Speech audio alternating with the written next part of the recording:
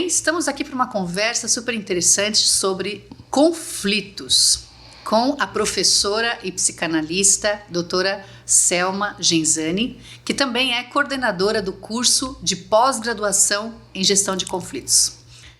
Muito obrigada, doutora Selma, pela presença aqui e também por esse bate-papo aqui com a senhora, que vai ser, eu tenho certeza que vai contribuir muito para as pessoas, para as relações familiares, profissionais.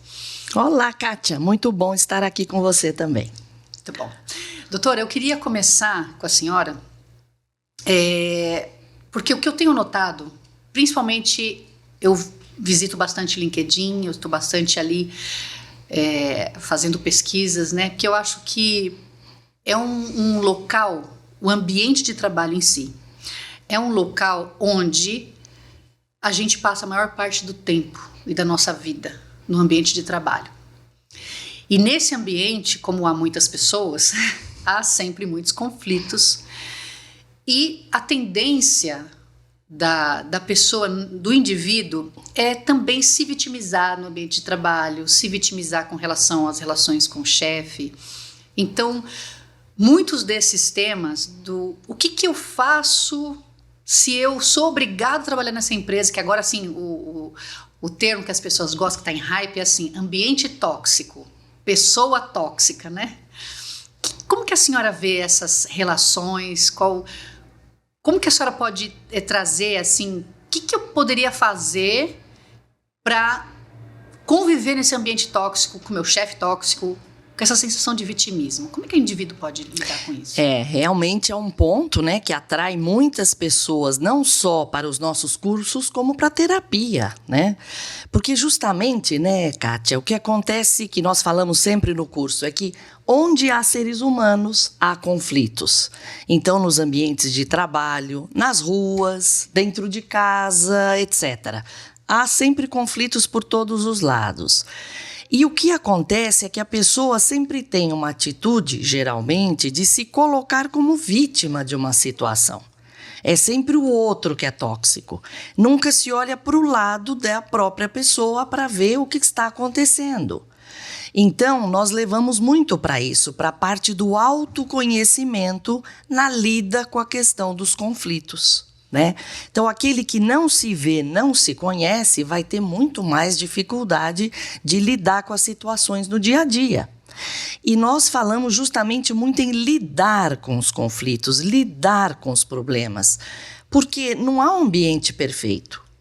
Há sempre situações que desgosta um, mas o outro não desgosta, e é assim, né? Nós somos diferentes e a gente tem que chegar num consenso ali, numa mínima situação de equilíbrio para trabalhar. E o que a gente nota na prática é que as pessoas que se dispõem a fazer um trabalho de autoconhecimento, elas têm mais ferramentas práticas para enfrentar os problemas do dia a dia. Então, se ela tem aquela tendência a explosões de raiva com a chefia, com alguém que cobra muito, ela já não vai ter tanto essa tendência a explodir, porque só leva as energias ruins a escalarem no escritório e não ajuda ninguém. Ou se ela é do tipo que engole tudo, não fala nada, reprimida e depois amarga uma úlcera no estômago, também não é o caminho. Ela precisa entender o que está acontecendo.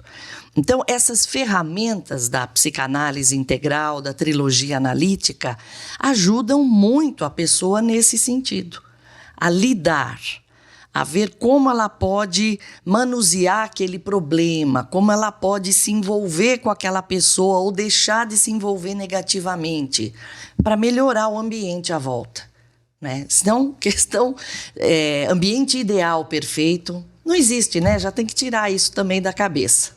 Não adianta nem achar que vou mudar de chefe ou vou mudar de empresa. E também tem a questão que os gestores, né, os que estão no meio do sanduíche, eles são pressionados muitas vezes pelas pessoas que estão embaixo e pressionados pelos chefes que estão em cima. Então, na liderança, a gestão de conflitos ela é fundamental, né, doutora? Perfeito. Ah, sim. E isso nos nossos cursos a gente recebe muitos líderes mesmo, né? Pessoal de RH, gerentes, que lidam com pessoas. E é bonito ver o desenvolvimento que eles têm. É muito bonito. Eles dão muitos depoimentos, né? Que era aquele, por exemplo, aquele gerente que era muito exigente, muito rígido. E passa um tempo, ele começa a ter feedback dos seus pares. Puxa, você mudou, tem alguma coisa diferente, você está muito mais calmo, você está lidando melhor aí com o seu pessoal. O que é que você está fazendo? Já tive vários depoimentos assim. Então, é esse processo que estamos vendo. Ele vai se vendo, né? Vai abrindo essa cortina de consciência para a pessoa. Todo o trabalho de Norberto Kepp, Cláudia Pacheco, da Fatri, sejam os cursos, os workshops, as terapias, tem essa função de trazer para a consciência tudo aquilo que o ser humano tende a deixar inconscientizado no interior dele. E também fora, ele não quer ver o que acontece, quer ficar só na ideia dele. Então, esse processo de conscientização é a chave. E não é fácil de fazer, a gente tem que reconhecer, porque a pessoa vai ter que reconhecer muita patologia nela, que são os problemas psíquicos que cada ser humano tem. E só não está vendo. Então, a gente ajuda a pessoa a ter força e baixar o nível de censura para ela se ver mais. E tudo muda de figura quando ela entra nesse processo de conscientização, que é ver o que já está lá. Só que existe muita cegueira, não está vendo. E a senhora, assim, para quem não conhece muito esses termos, né? Como é que a censura se manifesta na pessoa, no gerente, nessa relação dele ou com o subordinado ou com o subordinador? Tem várias formas.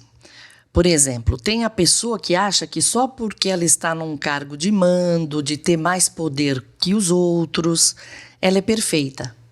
Tudo certo.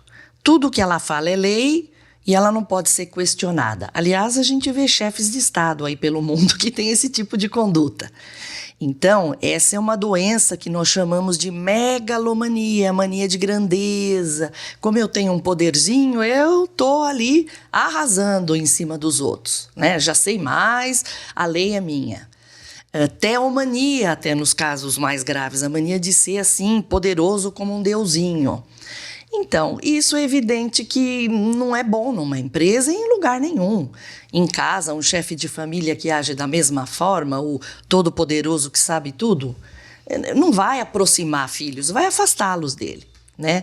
E a mesma coisa com os colaboradores. Então, quando esse gerente trabalha a sua patologia, ele começa a ver que nessa megalomania ele é muito rígido, ele vai agressivamente em cima do outro, ele exige demais, não dando, não vendo o que o indivíduo precisa para melhorar a atuação dele na empresa, né? Então, agindo dessa forma, ele age contra a própria empresa. Contra ele mesmo, porque ele vai ficar num estado assim de angústia e sofrimento que às vezes não aparece tanto, mas é. E também deixando todo mundo censurado. Então aqui não pode aparecer erro nenhum, porque se aparece um erro aqui na empresa eu vou ser demitido ou vou ser punido. Isso é censura, vai criando um ambiente que todo mundo se trava. E isso é ruim para todos os envolvidos. E talvez assim a pessoa pode entender que se ela vir um erro, ela vai se tornar fraca, né? Então ela fica censurada, de repente, diz assim, não, mas eu não posso admitir que sou fraco, né? Então, na verdade, é isso que a desestabiliza. Então, e isso é um ponto fundamental, que inclusive a gente fala que teria que ser muito ainda melhorado na cultura das empresas. As empresas precisam aprender a trabalhar com a consciência dos erros. Entender que se o indivíduo reconhece que ele errou, é uma fraqueza, que ele não sabe, que ele precisa de ajuda, isso é ótimo para a empresa. Que ele está buscando ajuda. E não fazendo tudo ali, muitas vezes, erros crassos que vão aparecer meses depois num relatório que alguém pegou. Porque ele escondeu porque ele não podia abrir o jogo, que ele não sabia fazer aquilo. Isso é contra o desenvolvimento de qualquer ambiente, numa empresa inclusive. E todo ser humano tem esse problema em maior ou menor grau. Nós temos essa inversão, como explica o Dr. Kepp, a inversão com a consciência.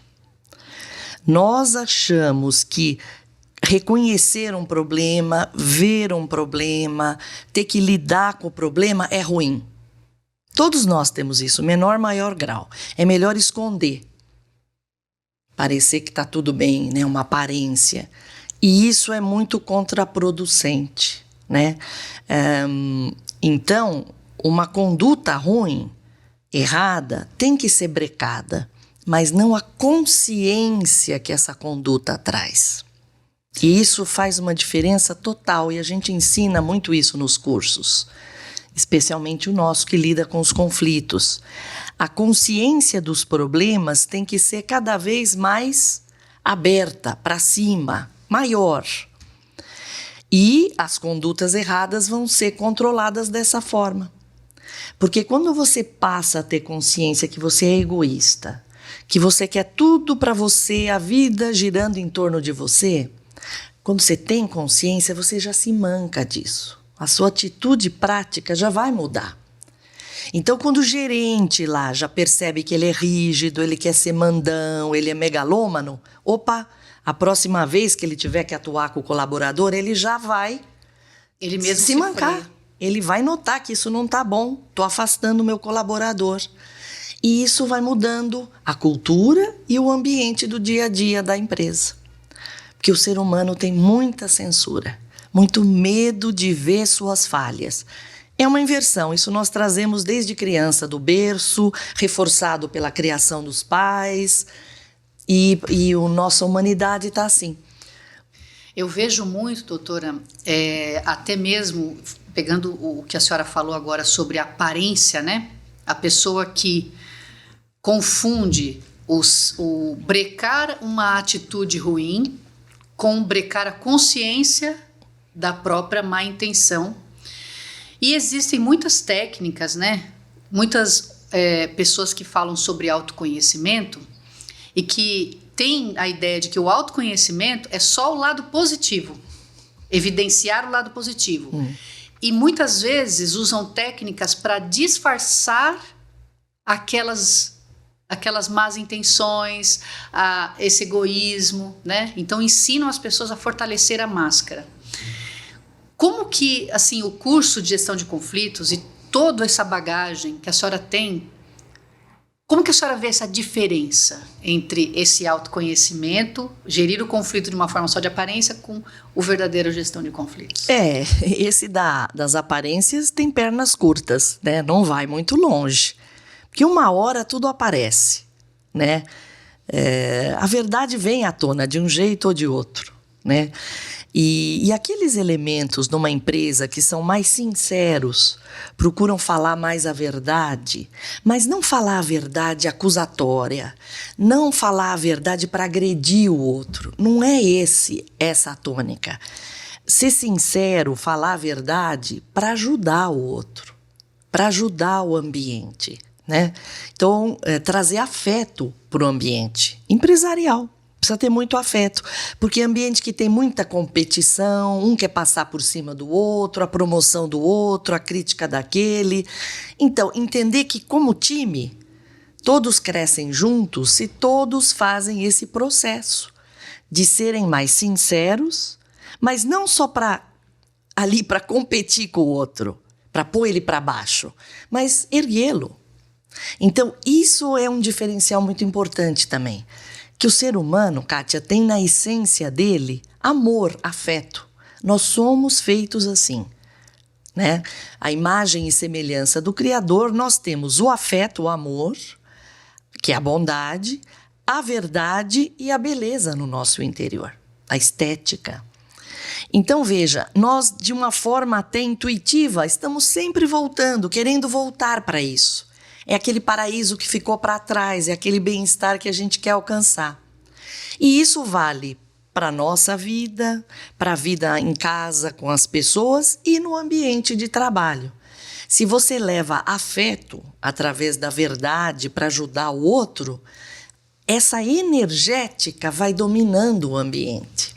E a gente vê muitos casos de sucesso assim, e ao contrário, ambiente só competitivo, de puxar tapete, de falar mal do outro, as famosas intrigas e fofocas, fala tudo por detrás.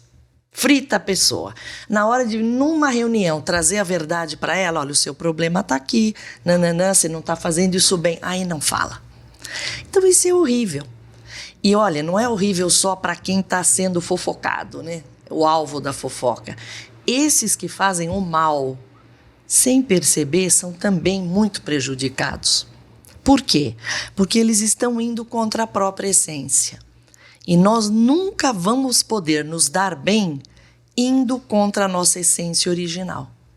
Então mascara por um tempo, vai trocando de emprego, troca de marido, troca de país, troca de cidade, vai mascarando, fugindo. Está fugindo desse contato mais profundo com o interior. E vendo que não está dando valor ao que tem valor, e está vivendo uma patologia, uma doença, que traz, inclusive, as somatizações, as doenças orgânicas, né? Essa censura à consciência que existe. E daí vem as enxaquecas, né? As dores de estômago. Tão famosa. E até que causam, né, essa coisa que as empresas falam muito, que é o absenteísmo, que é o afastamento do funcionário por problemas de saúde. E tem essa relação, né, com a censura e com o fato de não lidar com os conflitos. Isso é outro ponto fundamental, que ajuda muito empresários, né? Porque os seus colaboradores deixam de faltar tanto, de trazer tanto atestado. Porque quando você trabalha com a sua vida psíquica, não só a sua psique melhora, mas a saúde física orgânica também. Porque o que dá tanta enxaqueca? A raiva que o ser humano tem. Ficou com raiva do chefe, do colega, daquela situação, do aumento que não veio, seja lá o que for.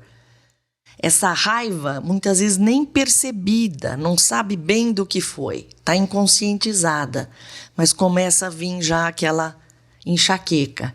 Então, quando a pessoa começa a fazer ligação, que a vida interior dela, o que ela sente, o que ela pensa, as intenções, tem tudo a ver com a saúde orgânica dela. Quando ela começa a perceber que isso acontece, então também essas somatizações, que são as doenças orgânicas, diminuem muito, porque elas têm origem na nossa psique. E o ser humano, né, Kátia, como você disse também, é muito voltado sempre para fora, para os outros. Tanto ele acha que ele vai ser feliz com algo que vai vir de fora, então procura o namorado ideal, a parceira ideal, porque ali eu vou ser feliz. Tanto ele acha também que a doença e o mal que ele sofre vem do outro. Do chefe, do marido que não é o príncipe que eu imaginei, dos filhos que dão trabalho, é tudo fora. O ser humano ele é voltado para fora e espera o bem de fora também. Isso é outra grande inversão. Nós temos tudo no interior, essa essência original, e temos também que ter consciência do quanto a gente se desvia dessa essência. E esses desvios é que trazem sofrimento, depressão, ansiedade, doenças orgânicas. Está tudo dentro do ser humano. E agora trazendo para o ambiente dos relacionamentos pessoais e familiares, né? Tem uma pessoa que ela é um pai de família, é um sujeito muito bacana, e ele acredita, e é realmente, nas atitudes, né? É uma pessoa realizadora e se vê como um homem muito bom. E ele diz assim: eu faço tudo pela minha filha, eu faço tudo pelo meu enteado, eu faço tudo pela minha mulher, e eu cansei. Eu cansei porque eu não sou reconhecido.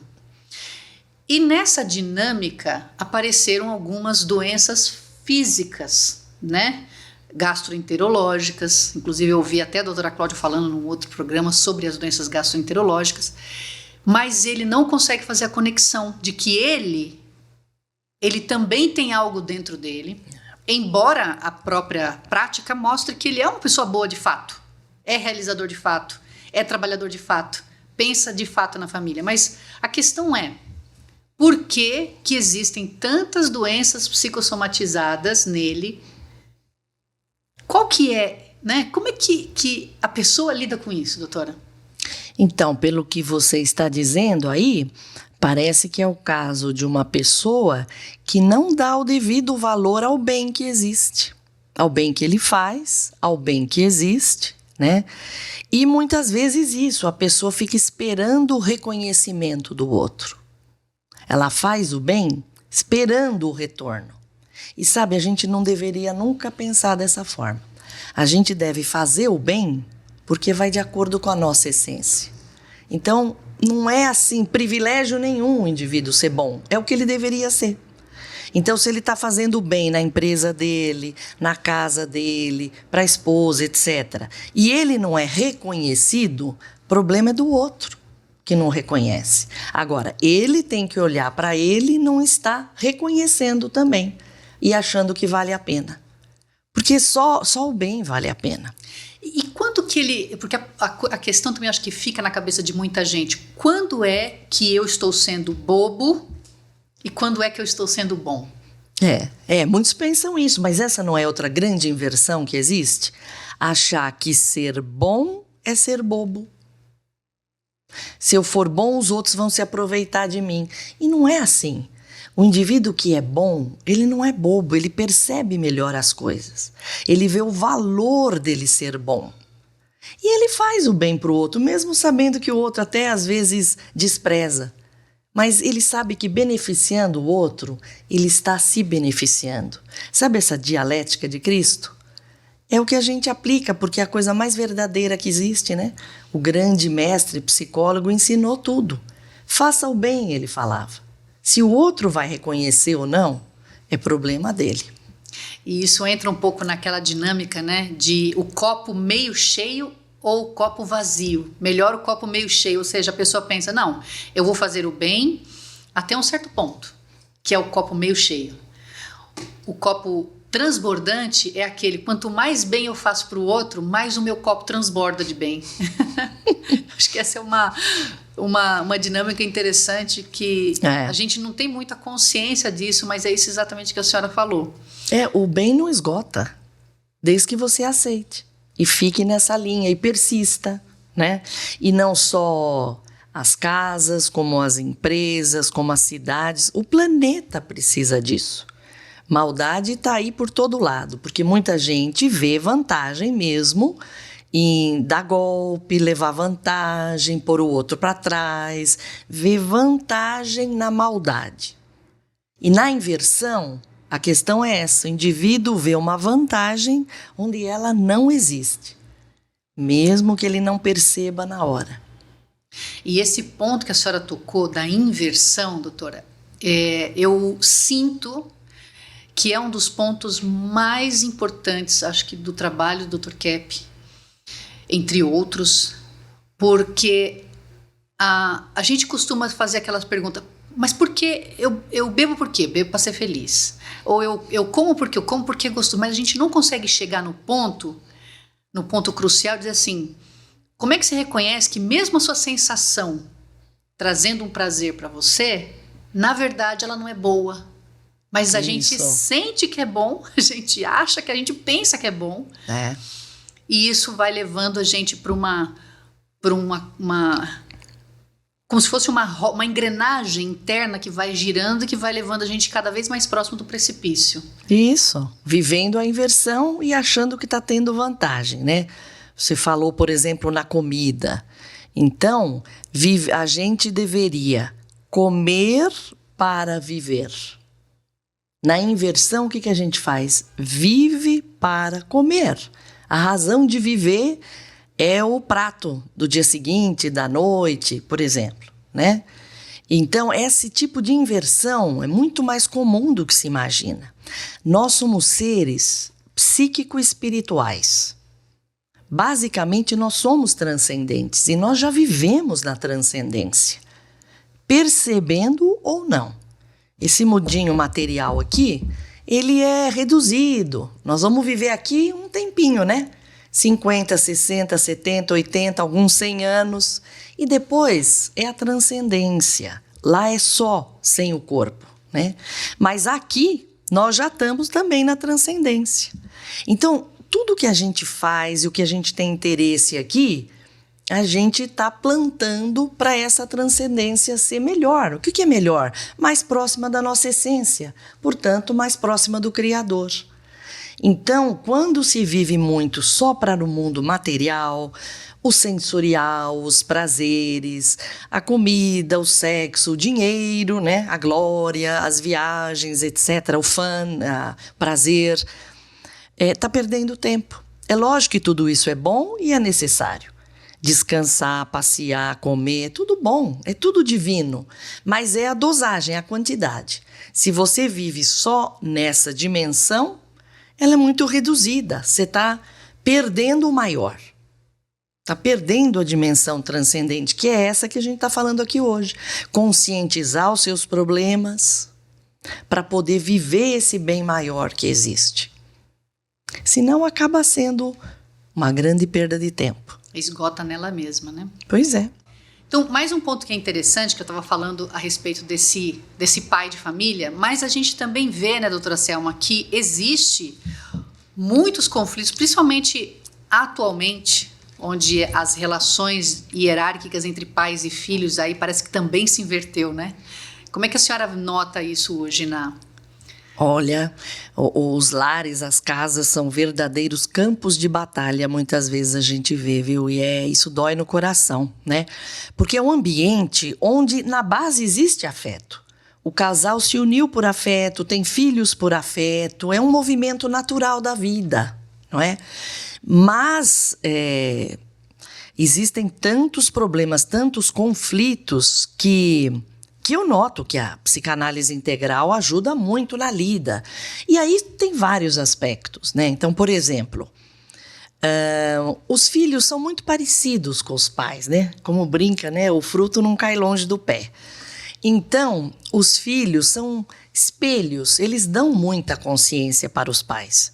E eles começam desde cedo a mostrar problemas que os pais também se identificam. Estou me vendo no meu filho, mas não tem essa consciência.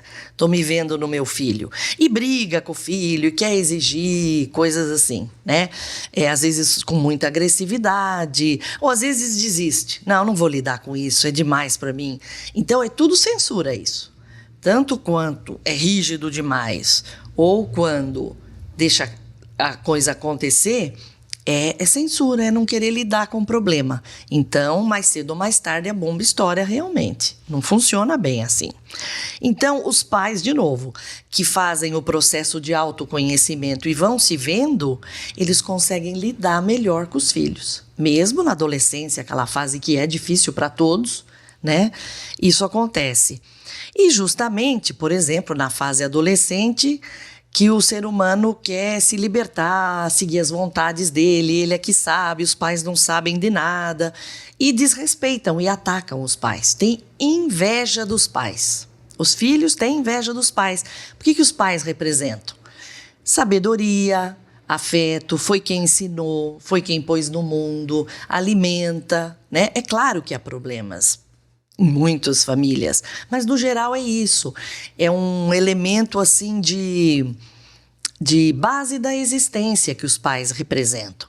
Então, como o ser humano é todo avesso a esse bem, ele também briga muito com os pais. Então, esse curso vai fornecer, Kátia, elementos para se lidar com esse todo tipo de conflito. Em casa, nos campos de futebol, nos escritórios.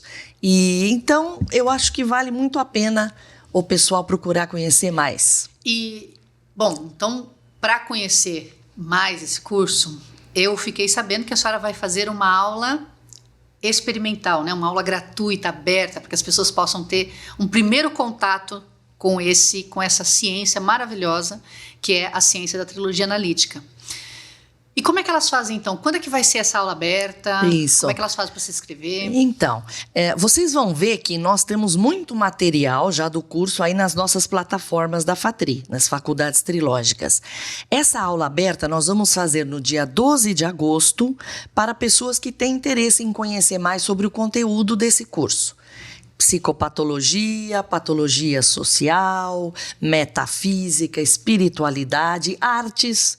Nós trabalhamos nesse curso também com psicocines, que eu vou explicar no dia 12 o que é, e etc. Então, 12 de agosto, 19h30, nós vamos fazer uma aula aberta para explicar melhor o conteúdo do curso. Então, se te despertou, você está convidado a participar.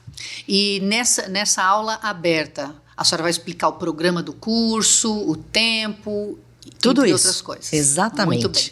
Então, eu acho que seria interessante você que tem interesse em fazer a gestão dos seus conflitos, das suas relações e melhorar a sua vida e realmente ter uma transformação de dentro para fora, eu convido você para essa aula magna e você pode se inscrever no link que vai ser colocado aqui embaixo desse vídeo. Você se clica nesse link e se inscreve. E a gente te espera lá, né, doutora Selma? Isso, todos muito bem-vindos. Esperamos vocês. Até um próximo encontro, então. Até mais. Tchau, tchau.